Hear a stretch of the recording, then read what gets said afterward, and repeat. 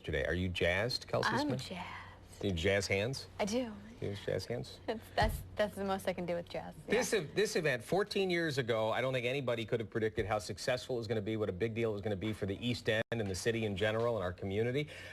It's going to start very soon. Marc Iacona is joining us again from Jazz Street this morning. Just in a few hours. That will be full behind him. How are you doing this morning, Marc? I feel wonderful.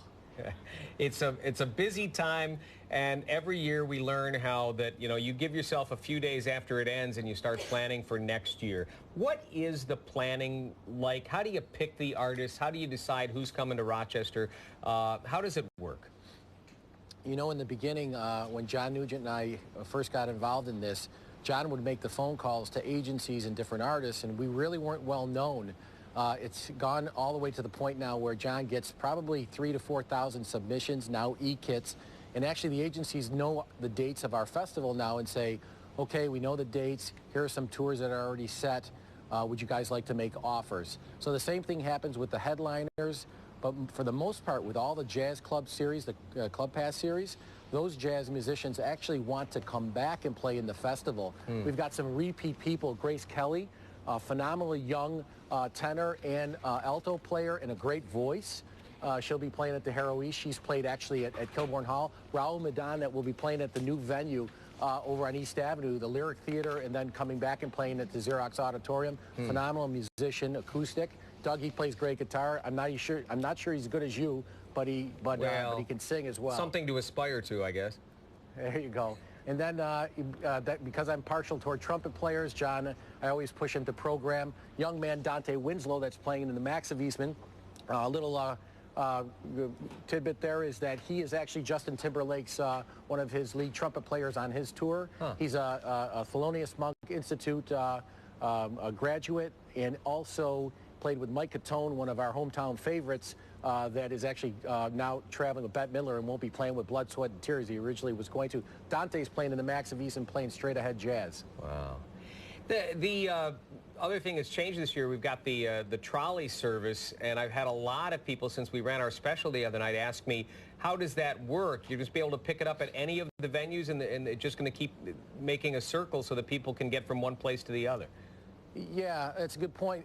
We did that because this year, because having the Lyric Theater that is kind of a little outside of our footprint, other than not having the open-air stage on East and Alexander on the last Saturday, to bring people down to the Lyric and bring them from the Lyric to the heart of the festival. And then that Sunday through Thursday, after that programming, it will be continued to run throughout the heart of the festival. So it's a nice little value added there that we have.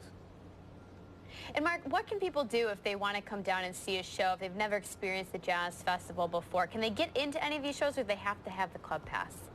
Well, the Club Pass guarantees a phenomenal value over the 9 days. You can still buy a Club Pass, but you can actually pay at the door. You can get in line, and obviously if there's certain artists that you want to see that are very popular in the jazz genre, you might want to get there early.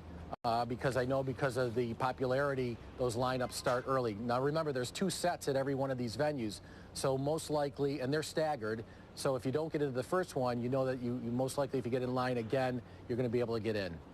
The Mavericks have a free show. That's tonight, right? A lot of people are going to be lining up for that.